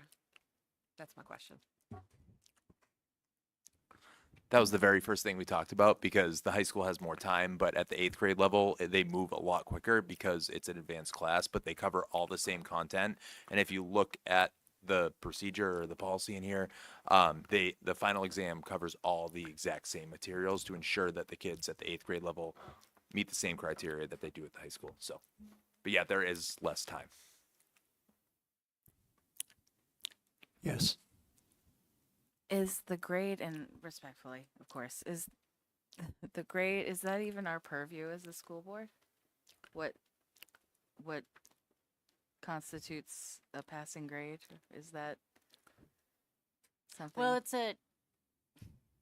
that's why I said we're bringing this forward because we're restructuring it, and it feels like a significant change. So I wanted Yeah. the board to be a part of the conversation. I'd be interested to hear from administration because this is something that we talked about and it made sense to me. And honestly, when I think about the kids taking this, I think a lot of them would choose, they often are grade driven, so they'll probably take the recommendation. So I think it's a very small amount of kids that would push forward. So it could be that we can put in our handbooks. I just want it documented. And we could put right in our handbooks, the recommendation is going to be that students with less than a B, we recommend don't go on in high school, but we could make it a very strongly worded recommendation. I'd be interested in And hearing as people from the back about that change. I'm looking at Eric here. It's like, you're caving already. As is, but as is the case with any school, you always have, individual, one-offs where you work with those kids, right? And I think it's an opportunity for intervention. Like, it's a really good opportunity for intervention. If kids aren't doing quite so well, that algebra foundation is super important for the entirety of their high school career. And what is going to happen if they don't have at least a certain level of met a certain level of competency in Algebra 1 in 8th grade is that we're going to spend time in intervention with them anyway. So I think it's a great idea.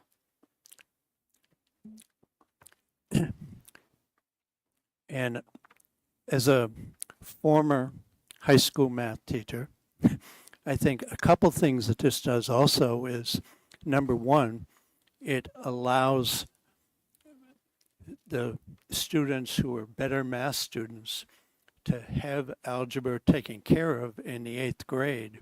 And so then when you get students moved up to 9th grade, we do have students who need to repeat algebra, and this will sort of take a group of students who can be successful in 8th grade and not having them in the 9th grade classes so that you don't have such huge numbers in 9th grade algebra. I think the other thing, obviously, it allows students who are good at math, they can get the Algebra 1 out of the way and then be taking much greater or much higher level math classes if that's where they're going to go, as well as the fact that it gives the students who aren't going to get a B, it gives them a chance to get Algebra 1 basics so that instead of going into their 9th grade year and never having taken algebra and having a lot of difficulty with it, it allows them to get some of the basics out of the way so that it helps reinforce them when they get to ninth grade and they can be more successful. So I think it does a lot of things, and it does, again, as a math teacher, make a lot of sense that you don't want to have students who aren't getting the concepts they need and are going to go on and be unsuccessful later on. So, Eric, did you want to make another comment? No. Okay. Kat? Sorry, I have one more question. Can students pass part one and not get the credit for part two? Then what, like if they get the B or above on part one, what happens when they go in the fall? Do they start with part two? Is Yeah. it offered in the fall? Great. That is the plan. Great. I'm going to assume the middle school students who take algebra are it's not up to the student. They have to be recommended or chosen for the program. And it's also taught at an accelerated level, quicker than it is at the high school. So given those two facts, I would think that it would make a lot of sense to me if you got less than a B, the fact that you were taught at an accelerated level at a younger age, that it makes a lot of sense that you would get another chance to do it at a year older and taught at a slower speed. The other thought I had was, how many students aren't getting at least a B? Is it a small number? Because if they can drop out in the sense go back to the 8th grade math class, we're talking about how many people are we talking about? It depends on the year and it depends on the situation, but I don't think I've ever had a student who got less than a B who said, I want to move on. Most of the time, if they're getting less than a B, they personally recognize that that's not the grade they want. I mean, they were placed in the class because they were top students, used to getting hundreds. Sometimes that's an adjustment for these students, that now they're getting an 88 on a test once in a while instead of a 95. So that's really hard for them. So when they start seeing that they're getting C's, they recognize that they need more time with the material. And they recognize that through the year, because even the year is cumulative. Like if they're struggling on linear equations and functions, then they're going to struggle as I move on from there. And it does build, and they recognize that even as we give extra support in the class. And that's when some students say, I need to go back to Math 8, or some students say, this has been a great experience and I've learned how to study and I've learned how to ask for help and I've learned how to fail, but I don't want that on my GPA. I want to try it again with all these new skills I have knowing about myself. And I don't think I've ever had a parent, even when I make the recommendation, say, yeah, I want my kid with a C to go on and take it. So I don't think that's ever happened. This year I do have a couple of kids who are repeating, but mostly it was their choice. It wasn't like I said, you have to repeat. I mean, they recognized they needed more time. Yeah, I think there's probably a compromise position. But I think putting it down just as, nope, you're not going to be eligible with less than a B to go on is a little bit of too hard of a line, because there are kids that are in different situations, as we've talked about. And the accelerated pace doesn't bother me at all. As somebody with a graduate degree in engineering, I've had my fair share of math classes, and the accelerated pace just means that you're going to reduce the number of concepts you're going to teach to them in any one sitting. And that is actually beneficial. We tend to try and pack too many things into a day of math teaching in our high schools when we have the extended duration courses. That's a for sure. So, what happens to the kid that gets a C, whose parents put them in, a tutoring program over the summer, so they are ready to go on, right? You have those kind of conditions, as well as the other conditions where you've got somebody that although they may be a math whiz, aren't really looking at going on to be a college-bound program, and just want to, that's getting beyond geometry and trigonometry or whatever the next two courses are is all they want to do. All right. The only problem I have with that is that, I mean, we're saying this eighth grader has his whole future all mapped out already. He already knows, I know I don't need math, I don't want to go on for advanced math. And that's a lot, I think that's asking a lot of maturity of an eighth grader to know himself or herself that well, that they are going to make a choice about about a foundational skill that could really be very important for them in their future. And if we're only talking about a couple of kids, and the history also documents that those kids do end up usually needing help, I don't know. I mean, to change the program, you might end up roping a kid who would have benefited from going back and getting a higher grade and acquiring the skills he needed. You might convince him to detour and get off that because you gave him this option. So there's, a lot of possibilities, and we can't make a school program that's going to work perfectly for every kid. All right. I think we're starting to go back and forth here. So, do we need to take any action on this, or? I read the policy as this would be an alteration to the way a course is being designed, and so it needs board approval. Okay. Jim?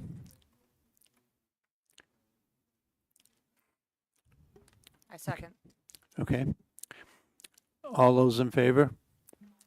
Aye. Opposed? Nay. Any abstentions? Okay, motion passes. Thank you very much. Allison, you can leave. As can Tim, and they have very early mornings at middle school. General assurances. General assurances were on our last board agenda. We postponed them until tonight. They are due June 1st. We postponed them because the general assurances were different this year compared to last year. They were involving pieces that are under litigation.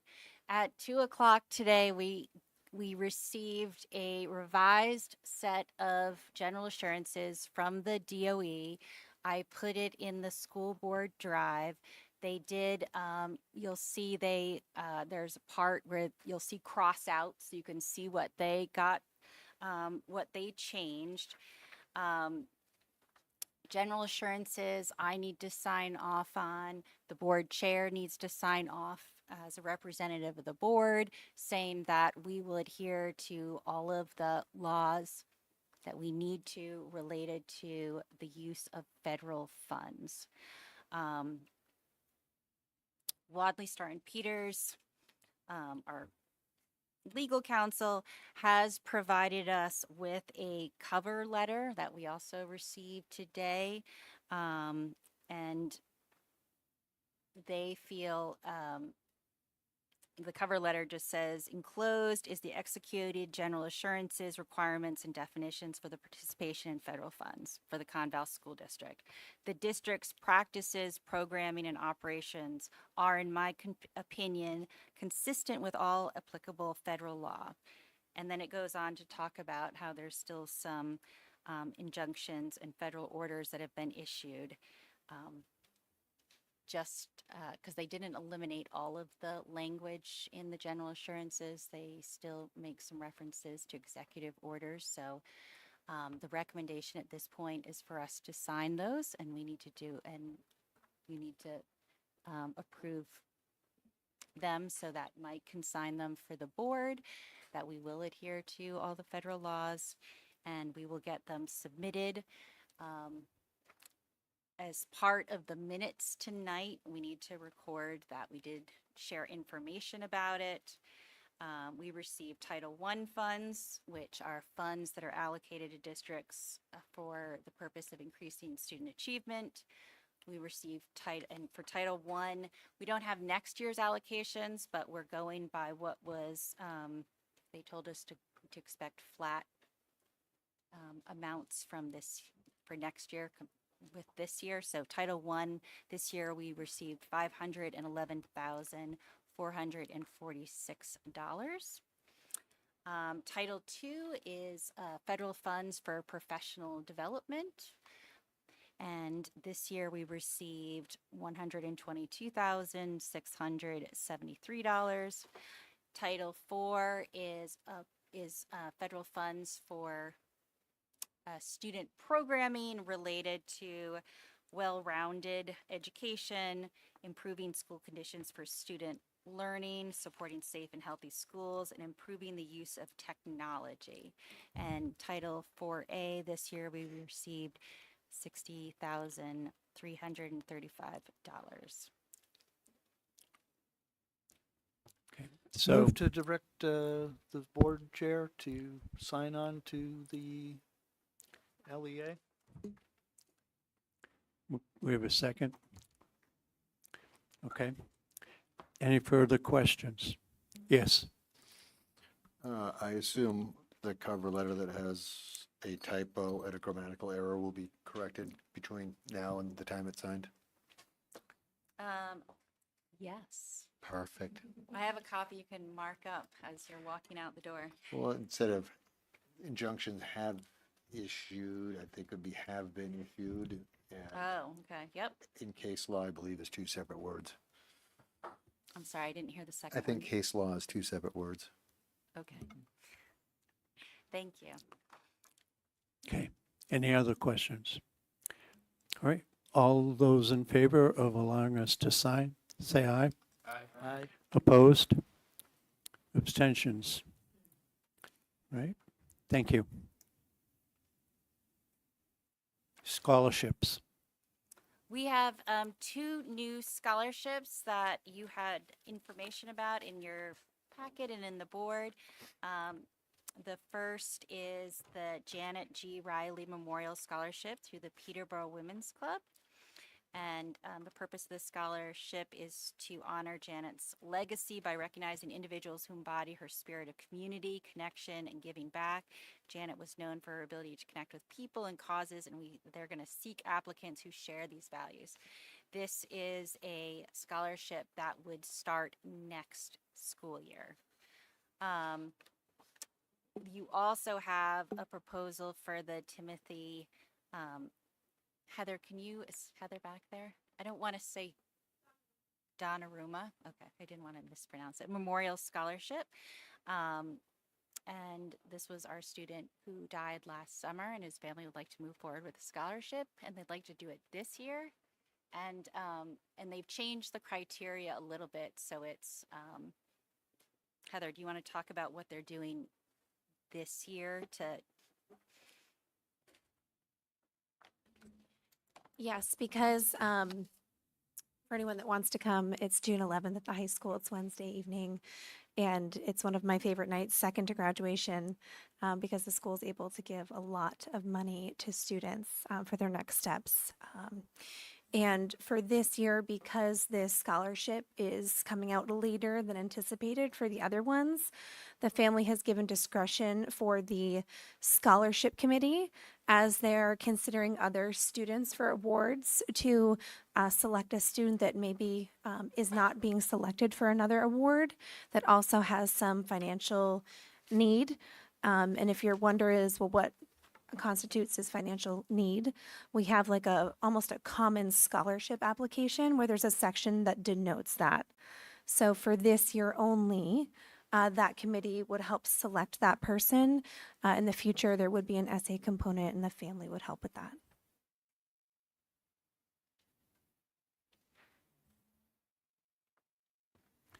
Any question? First, have a motion to accept the scholarships. So move. Second. Okay, any questions about the scholarships? Any further?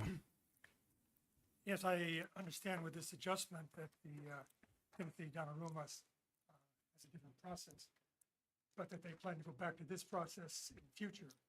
I think the process described here is a problem for the school because it's entirely controlled by the family. It's not controlled by the school. If they wish to give a scholarship, I think that's fine. But to just have it be personal like this, where the family decides it, I think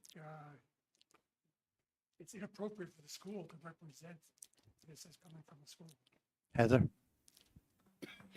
So we have many scholarships where the families that are graciously giving these funds to our students do play a part in that role. So they would read essays and help them make that decision. They're giving that money. The family just wanted to be straightforward that there'd be a different practice this year because of the timing.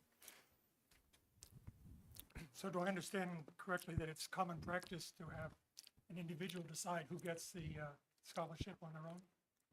And the school then hands it out? There's a scholarship committee. I don't have all of the scholarships in front of me right now, but there are several scholarships that are given by families or organizations that have certain criteria. And so they look through the criteria and those applicants, and then they meet together to determine who would But this one be the has no recipient. criteria.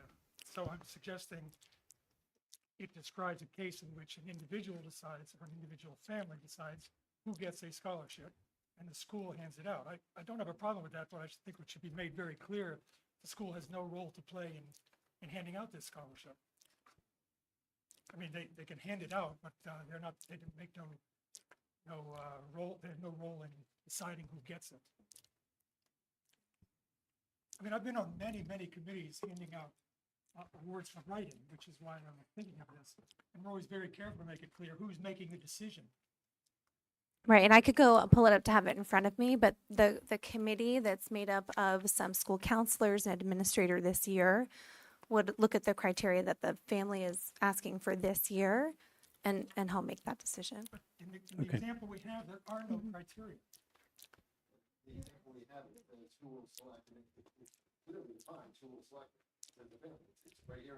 That's my point. It's the person giving the scholarship chooses who gets the scholarship. And I'm just wondering what the school has to do with it. Nothing, they're just the ones that awarding, just like always, there's many Yep. scholarships that are given. If you go to graduation, you go to the other things, and English graduates from here. There are a long list of scholarships that are given out, and the school is just the placeholder. Yeah. Yep. Part of the award ceremony. Yep. Okay. Just to be clear, I'm not saying anything's wrong. I'm new here. I'm just saying this does not look familiar to me, the way things are done when you hand out money. But if that is the way it's done here, that's fine, as long as it's clear to people, the school is not making this decision, it's simply handing it out. Okay. Thank you. And I'd be happy to, any board members welcome to come so they can see firsthand how the evening goes. Thank you. Okay. Thank you. Okay. We have a motion to accept the two scholarships. All those in favor? Aye. Opposed? Abstentions? All right. First read policy. Okay, we have three first read policies in front of you this evening. The first is a book. It's DAF Administration of Federal Grant Funds. This is a required policy and it is a priority policy. So this is in front of you as written by New Hampshire School Board Association and others. Mostly it's required language from the federal government and how we account for their funds. The only change from our existing policy is the lower limit on accounting for, I think, equipment is has gone from $5,000 to $10,000. So it gives us less accounting capability. Because it is a book rather than, and it is a lot of procedure rather than policy, we are going to look at it for, shortening the policy part and having the rest of it as kind of more detailed procedure in future years, but we need to get this on the books quickly. Okay, the second policy for first read is JFAB, admission and tuition of non-resident students. This was, came up because of the setting tuitions this year. We decided to take a close look at this. I think the only real change to the policy after we looked at it was just some language that where we struck the words that there were the words, "This includes students in foster care," as not residents, and that made no sense. It was like it just didn't apply, so we struck that language. And then there's policy JLP, which is parental notification of and involvement in student welfare. Basically says that we're not going to prevent or encourage or discourage communications between staff and parents, guardians, and critical information. Yes. I just need to clarify how we do this because Yep. when we get our next read, then we start to talk about it. Nope. First read is they're introducing it, just tell you a little bit about what the changes are. And in the meantime, if you have questions or comments about it, you can get in touch with one of the people on the policy committee.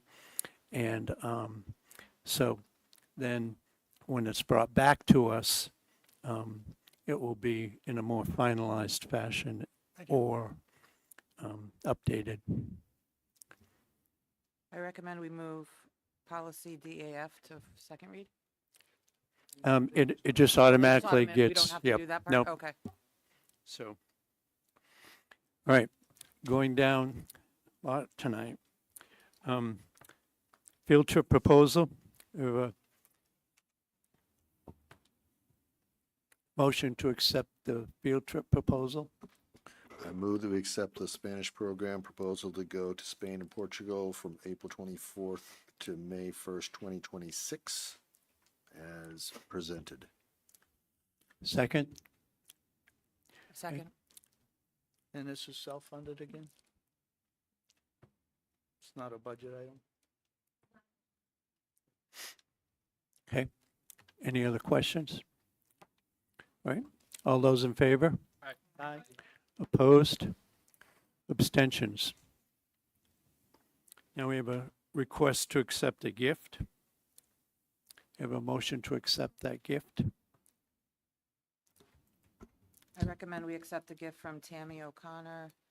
Nope, from Ramey's Black Belt Academy, wrong line.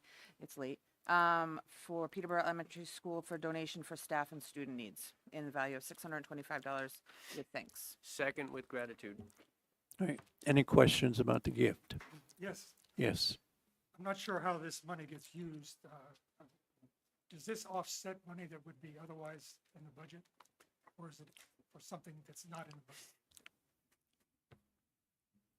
It's to supplement the budget. Yeah, I don't quite understand. When you spend the money, does that mean now that the taxpayers are going to get $625 less in expenses? No. So you're going to buy something that's not in the budget with this money? Right. It's a supplement, additional, outside of the budget. All right, thank you. You're welcome. All right. All those in favor of accepting the gift? Aye. Opposed? Abstentions? Okay. Budget transfers. The budget transfer request that you see in front of you for $220,114.28 represents moving some funding from underspent salary and benefit lines and move them to either overspent or heavily encumbered salary lines that were evident in the encumbrance and expense report from the last meeting. There will probably also be a couple more budget transfers as we move through the end of the year, because we are still we're still expending to these lines, especially like contracted services and the like. So Okay, this requires no board action, correct?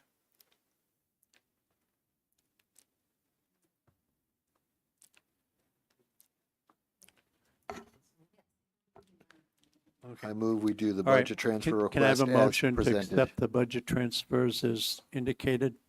Yes, Done. Second. okay. Any other additional questions?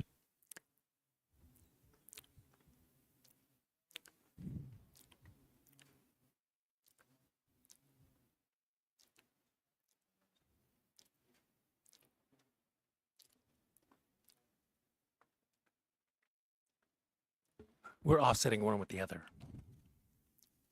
Okay, all right. All those in favor of accepting the transfers?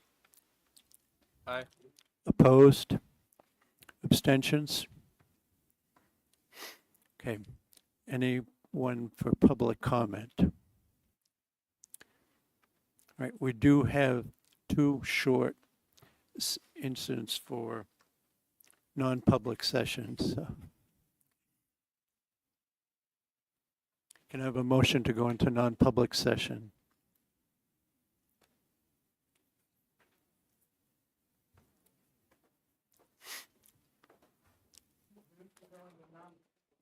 I move to enter non-public session under RSA 91A2C for staff. Okay, Second. all right. Greg, you want to start a roll call?